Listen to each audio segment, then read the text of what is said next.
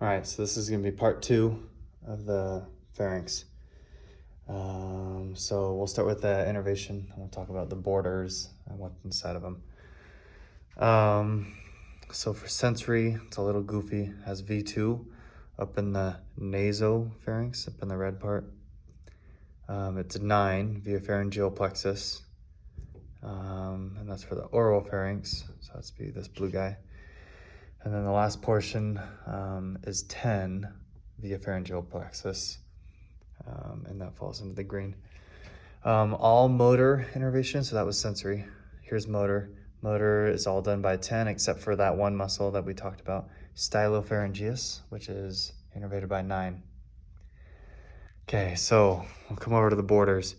So it's gonna be the soft palate, which is that bottom border, the inferior sphenoid, which is gonna be this top border, and then the posterior to the internal nares. This is back border.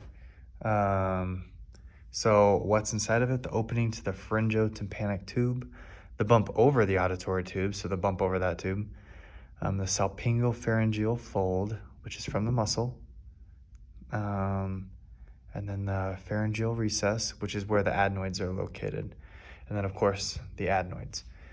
That's all within the nasopharynx. Within the oral pharynx is the soft palate. Well, these are the borders. The soft palate, which would be like that top border, superior to the epiglottis, that bottom border, and then posterior to the tongue, so behind the tongue. So what's inside here? Sometimes the soft palate, the salpingopharyngeal fold, so it's over in that one, and it just comes down again. The palatine tonsils and the lingual tonsils.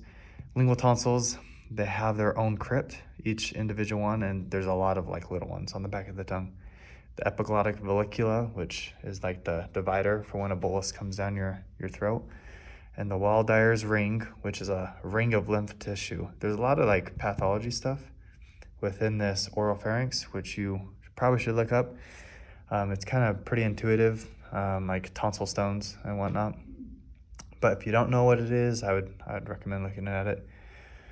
All right, so the larynx. So it's gonna be posterior to the larynx, so behind the larynx, and epiglottis, so behind them, and then it's the top of the esophagus, so just right above the esophagus.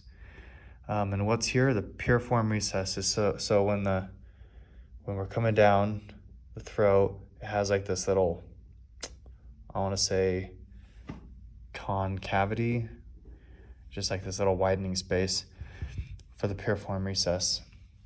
So I remember her vaguely going over this arterial supply. Pretty much, I would assume that all these are pretty close to the pharynx. So like the ascending pharyngeal, the pharyngeal artery, the palatine artery, the pharyngeal artery, the ascending palatine, tonsillier, superior thyroid, inferior thyroid. Those all are like right in the pharynx area. So assume that she wouldn't give us a question on this, but she could. And the venous drainage is in the pharyngeal plexus, which is located within the buccopharyngeal fascia. And the buccopharyngeal fascia is kind of like that back wall. So yeah, this is the last portion of pharynx. I'm going to talk about deglutition in its own video, just because it's part of like Soph's questions as well. So